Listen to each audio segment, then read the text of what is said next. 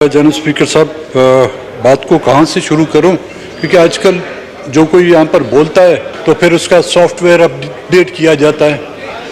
अब हम पुराने लोग हैं, हमारे पास तो सॉफ्टवेयर है ही नहीं। या तो किसी का सॉफ्टवेयर अपडेट किया जाता है या किसी का मदर बोर्ड ही ले जाते हैं।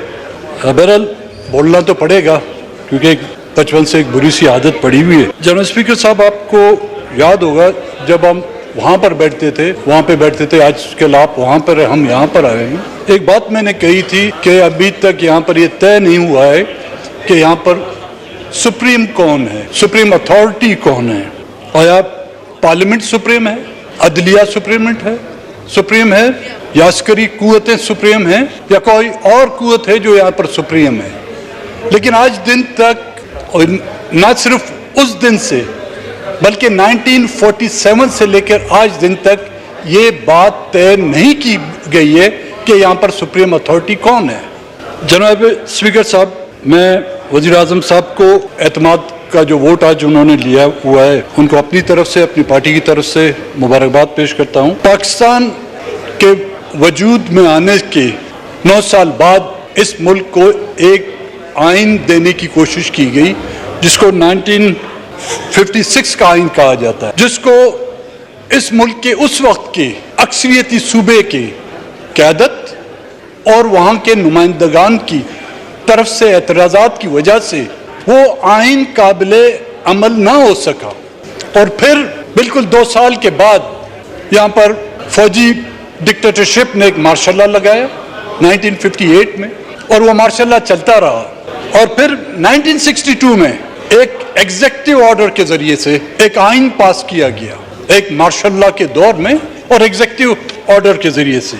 उस वक्त जब 1956 का आइन मुतारफ किया जा रहा था तो बंगाल के लोगों को एतराज़ था उस पर। उनकी अक्सरियत को जो तस्लीम नहीं किया जा रहा था, उसकी वजह से बंगाल के नुमाइंदगान ने उस पर एतराज़ात किए, और जो वो 1946 का आइन कंट्रोवर्शियल रहा और जिस पर अमल दरामद ना हो सका।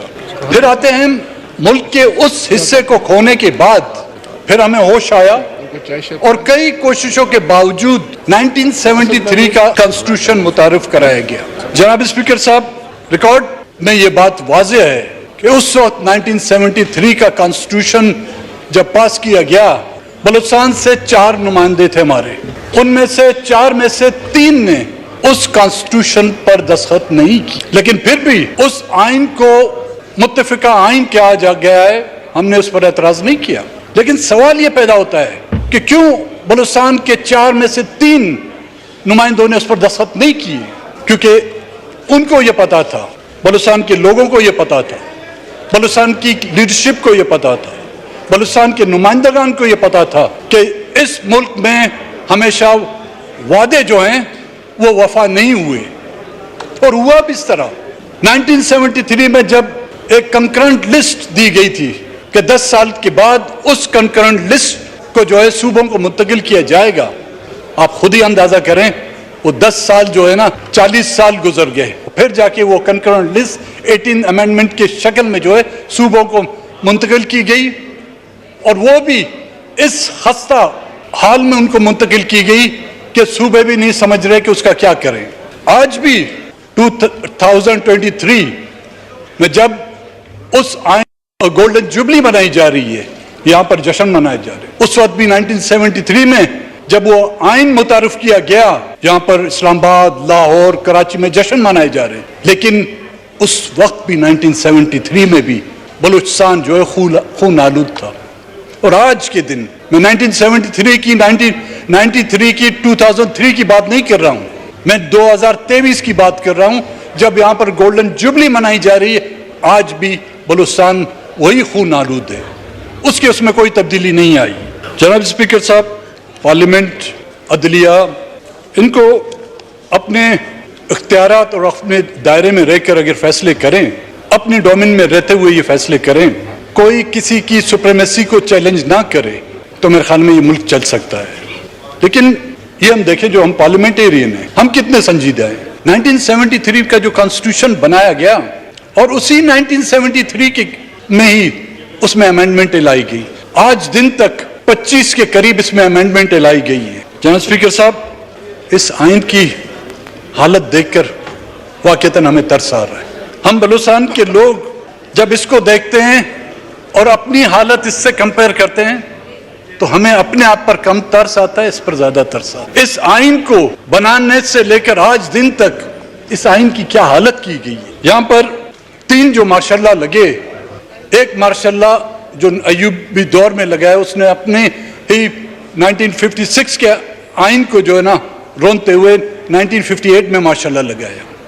لیکن 1973 کے آئین کو 2 مرتبہ ڈائریکٹلی جو ہے اس پر شپ خون مارا گیا. اور کس کے لیے؟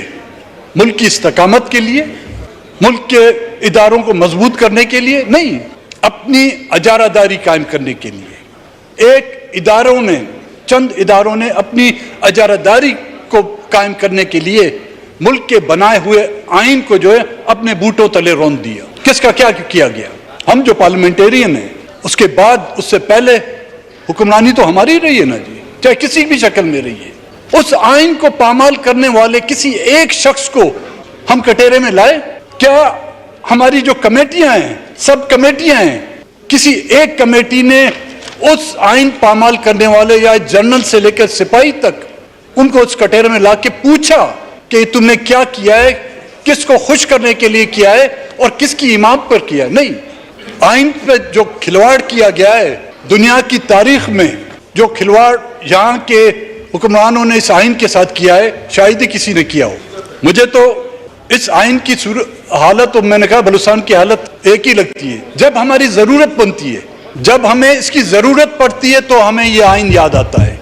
جب بلوچستان کی ضرورت ہوتی ہے تو ہمارے حکمران جب اپوزیشن میں ہوتے ہیں تو اتنے موٹے موٹے آنسو بہاتے ہیں.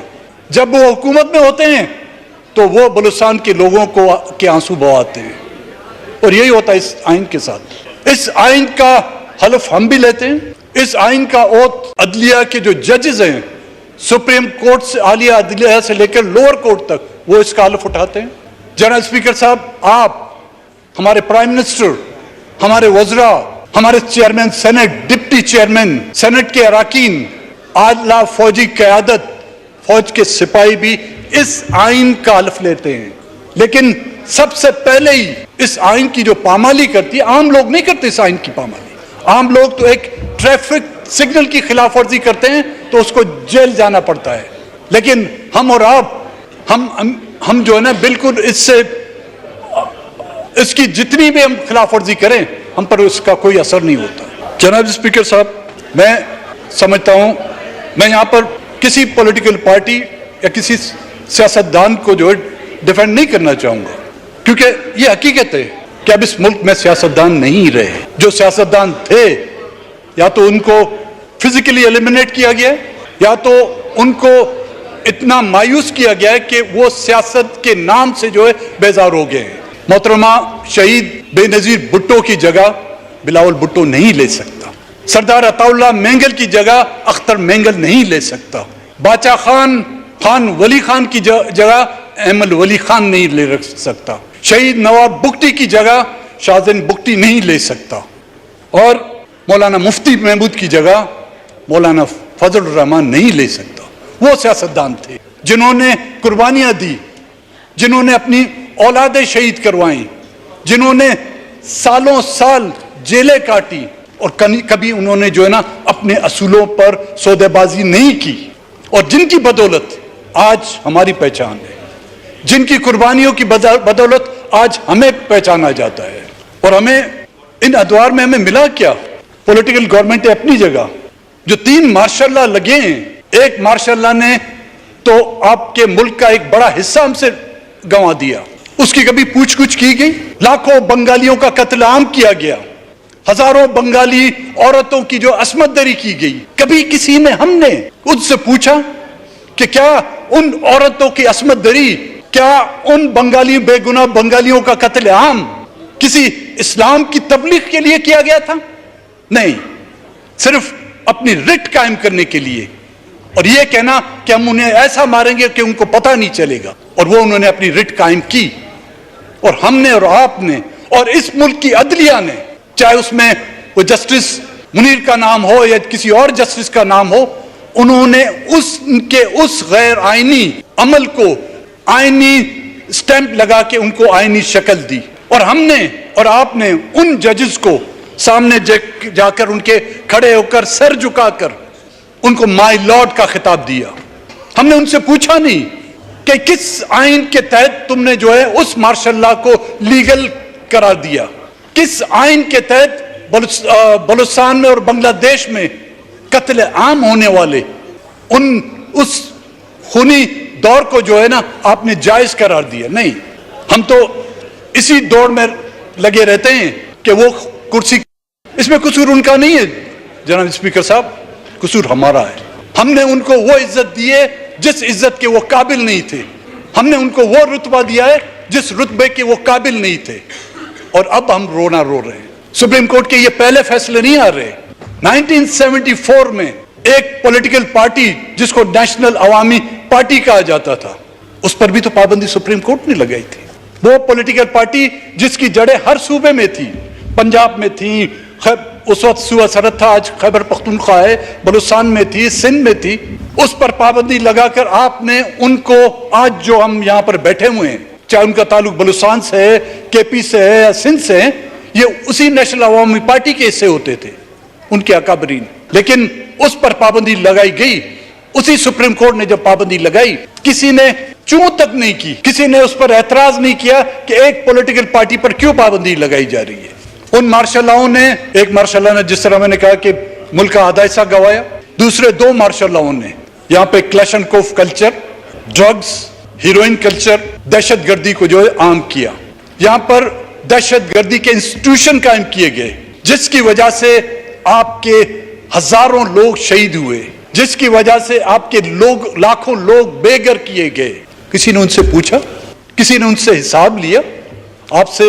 آپ کا تو احتساب ہوتا ہے، ہمارا احتساب ہوتا ہے، یہاں پر میاں شہباز شریف کا احتساب ہوا، زرداری صاحب کا احتساب ہوا، یوسف رضا گیلانی صاحب کا احتساب ہوا، ہم سب کا احتساب ہو رہا ہے، لیکن کیا چند ڈالروں کا احتساب ہو سکتا ہے؟ چند اربوں کا احتساب ہو سکتا ہے؟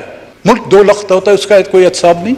کسی کا بچہ، کسی کا بیٹا، ایک اولاد اس کے سامنے، اس کے ماں باپ کے سامنے جب اس کو گولیاں مار کر اس کو چھلی کیا جاتا ہے، اس کا کوئی احتساب نہیں۔ جناب اسپیکر صاحب، اسلام آباد ہائی کورٹ نے ہمیں کوئی ذمہ داری دی تھی، ایک کمیشن بنایا گیا تھا فار مسنگ پرسن، یا جو پاکستان کے مختلف جو تعلیمی ادارے ہیں اس میں بلوچستان سے تعلق رکھنے والے اسٹوڈنٹس کو جو ہراساں کیا جا رہا ہے اس پہ، اور وہی کمیشن جب ہم کوئٹہ گئے، لوگ اسی آسرے میں کہ شاید یہ کمیشن ہمارے مسنگ پرسن کو بازیاب کرائے، تو ایک شخص آیا تھا، وہ روتا ہوا گڑ گڑاتا ہوا کہ 2009 میں اس کا بیٹا جو ہے اغوا کیا گیا ہے۔ اس نے روتے ہوئے گڑ گڑاتے ہوئے کہا کہ کوئٹے تک آنے کے لیے اس کے پاس پیسے نہیں تھے، اس نے اپنے گھر میں جو موجود برتن، وہ ایک پرانا سا فریج بیچ کر وہ کرایہ کر کے صرف اپنی درخواست جو ہے وہ جمع کرنے کے لیے کوئٹہ پہنچا تھا۔ یہ عدلیہ جو کہتے ہیں ایک ہاتھ میں ترازو ہے اور آنکھوں پہ پٹی ہے، وہاں پر واقعی وہ کالی پٹیاں باندھی ہوئی ہیں۔ اس باپ کا درد ان کو نہیں آتا، اس ماں کی چیخ و پکار، جو ماں اور باپ، جو بیٹی کوئٹہ سے لے کر کراچی تک پیدل لانگ مارچ کرتی ہوئی آئی، اس عدلیہ کو وہاں پر سو موٹو لینا جو ہے گوارا نہیں ہوا۔ ایک بیٹا جس کی عمر 9 سال تھی، وہ کوئٹہ سے کراچی اور کراچی سے اسلام آباد پیدل چلتا ہوا تھا، جس کو بین الاقوامی میڈیا نے اس کو ہائی لائٹ کیا، لیکن ہماری عدلیہ، ہمارے نمائندگان سمون بکمون اور کچھ نہیں۔ آنکھوں پر پٹیاں باندھی ہوئی ہیں، ہونٹوں پر تالے لگائے ہوئے ہیں، میڈیا نے ان کو ہائی لائٹ کرنے کی کوشش کی تو اس میڈیا کے ممبران کو، حامد میر کی مثال آپ کے سامنے ہے، کراچی میں 6 گولیاں تو ماری، وہ بدبخت پسٹل میں 6 ہی گولیاں تھیں، اگر 12 ہوتی تو وہ 12 ہی مار دیتے اس کو بیچارے کو، لیکن کسی نے کوئی ایکشن نہیں لیا۔ نہ ہی وہ شہداء جو اس دہشت گردی کے عالم میں مارے گئے ہیں، کسی نے ان کی حال پرسی کی؟ کوئی ان کے گھر گیا کہ تمہارے دن کیسے گزر رہے ہیں، تمہارے بچے کیسے پڑھ رہے ہیں، ان کو 2 وقت کھانے کے لیے روٹی ہے؟ نہیں، اس عدلیہ نے بھی اس کا نوٹس نہیں، نہ حکمرانوں نے اس کا نوٹس لیا، نہ عدلیہ نے اس کا نوٹس لیا. جو ناردرن ایریا میں جو آپریشن کیا گیا، جو لوگ اس آپریشن کے وجہ سے اپنے علاقے چھوڑ کے چلے گئے. جناب اسپیکر صاحب، اپنا گاؤں، اپنا علاقہ، اپنا ملک چھوڑنا کوئی آسان بات نہیں. وہ بہت مجبوری کے تحت وہاں سے ان کو دھکیلا گیا، لیکن ان کی آباد کاری کے لیے کیا کیا گیا؟ ان کو واپس ہر حکومتوں نے ان سے وعدے کیے کہ ان کی آباد کاری کے لیے جو اقدامات کیے جائیں گے. جو بچے کچے بمباری سے بچے کچے جو گھر تھے، کھنڈرات، آخر میں جو ان کو بھی ملیا میٹ کر دیا. لیکن اس کے بدلے میں کئی لوگوں نے جو ہے مال و دولت کمائی. اندرون ملک اور بیرون ملک وہ ڈالر جو دہشت گردی کے لیے استعمال ہونے تھے خلاف، اس کے عوضاً انہوں نے جاگیریں لی. انہوں نے یورپ میں، آسٹریلیا میں جو جزیرے لیے، انہوں نے بڑے بڑے مینشن لیے. کہیں نا اس عدالت کو، اس پارلیمنٹ کو میں گزارش کرتا ہوں، ان کو بلائیں کہ یہ جزیرے آپ نے کہاں سے خریدے؟ یہ کون سے پنڈ کی زمین تھی جو بیچ کر تم نے جو ہے آسٹریلیا میں جائیدادیں خریدی؟ یہ ہم نہیں پوچھ سکتے. اگر ہم یہ نہیں پوچھ سکتے تو میرے خیال میں یہ وہی ڈرامے ہم کر رہے ہیں جو بچپن سے ہم دیکھتے آ رہے تھے. مجھے تو وہی ڈرامے لگ رہے ہیں. ایک زمانے میں خواجہ صاحب ڈرامے چلتے تھے ڈیلس کے، جو ختم نہیں ہوتے تھے. ڈائنسٹی کے ڈرامے چلتے تھے. ایسٹ اینڈر کے جو ڈرامے تھے، جنرل اسپیکر، میں یو کے میں ہوتا تھا، اس میں دیکھے تو وہ چھوٹے جو بچے تھے، ابھی میں گیا وہ ابھی تک چل رہے ہیں. وہ بوڑھے ہو گئے ہیں لیکن وہ اسٹوریاں نہیں بدلتی. یہاں پہ بھی ہم بچے تھے، پاکستان کا حالت وہ دیکھ رہے ہیں. اب ہم بھی بوڑھے ہو گئے ہیں، آدھی ایک ٹانگ ہماری قبر میں، ایک باہر ہے، لیکن پاکستان کے حالات جو وہ نہیں بدل رہے. کیونکہ سپریم نہ آپ ہیں، نہ پرائم منسٹر ہے، نہ جوڈیشری ہے. میں نے اس دن بھی کہا تھا یہ چائے ہی سپریم ہے. ان کو سزا تو اپنی جگہ، ابھی تک کسی نے ان سے پوچھا ہی نہیں کہ آپ لوگ کیا کر رہے ہیں. ہاں، ان کو خوش کرنے کے لیے ہم نے بہت کیا. جو بھی ان فورسز سے ریٹائر ہوا، ہم نے ان کو اپنی پارٹی میں لے لیا. کسی کو سینیٹر بنا دیا، کسی کو MNA بنا دیا، کہ لوگوں کو دکھائیں کہ دیکھو ہمارے ساتھ بھی تو کوئی ہے نا ڈنڈے والا، ہم ایسے خالی نہیں ہیں. یہ وقت ضرورت ہمیں بھی کام آئیں گے. اب وہ وقت کون سا آتا ہے وہ پتہ ہی نہیں، لیکن ایسی جو بات ہوتی ہے وہ پھر اپنے ہی پاس جاتے ہیں، وہ آپ کے نہیں ہوں گے. PCO کے ججز کو ہم نے احترام دیا، اور اس سے زیادہ کیا ہوتا. جنرل اسپیکر صاحب، ہم سب سے زیادہ ذمہ داری جو ہم پارلیمنٹیرین کی بنتی ہے. اگر ہم خود مالک مکان جو ہے اپنے دروازے پر یہ تختی لگائے کہ آؤ اور لوٹ کے جاؤ، گھر کا اللہ ہی حافظ ہے. ہم یہی اپنے عمل سے ہم نے یہی آج دن تک کیا ہے کہ ہم نے وہ تختی لگا لی ہے کہ آؤ اور لوٹ کے جاؤ. ادارے ہمارے لیے قابل احترام، لیکن ہم اداروں کا احترام اس وقت کریں گے جو ادارے ہمیں انصاف مہیا کریں. ناانصافی، ظلم و زیادتی خونی رشتوں کو توڑ دیتی ہے. جناب اسپیکر صاحب، ہمارے اور آپ کے اور ان اداروں کے رشتے خونی نہیں ہیں، وہ آئینی ہیں.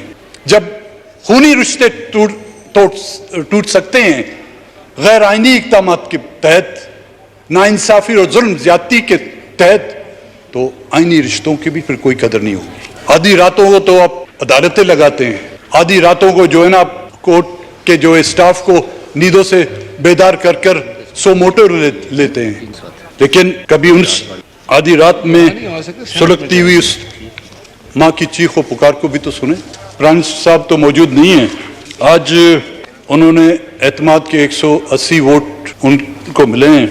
میری یہ گزارش ہوگی ان سے کہ کم سے کم 180 لوگ جو مسنگ ہیں ان کو تو بازیاب کر کے، جتنی خوشی آج آپ لوگوں نے ڈیسک بجا کے یہاں پر کی ہے، شاید اتنی خوشی بلوچستان میں یا ملک کے دیگر حصوں میں، چاہے کراچی سے ان کا تعلق ہے یا کسی اور علاقوں سے، ان کے دلوں میں بھی اتنی تو خوشی آنی چاہیے.